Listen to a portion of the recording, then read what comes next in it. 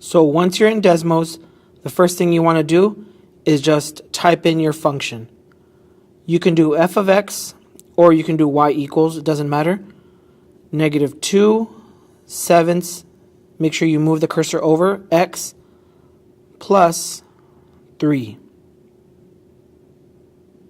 Go to a new line and enter the equation of the line that's been given.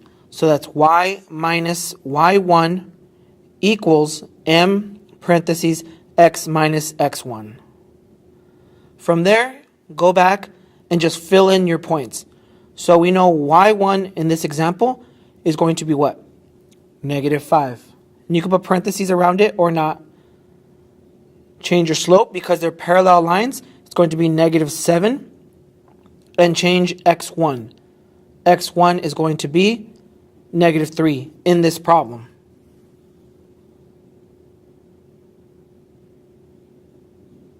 Change it to projector mode. And there you go.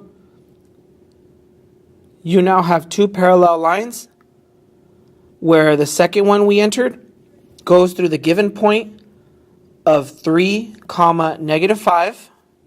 I'm going to show you right now. See? It goes through the given point, but it's parallel to the red line. That's it. You're done.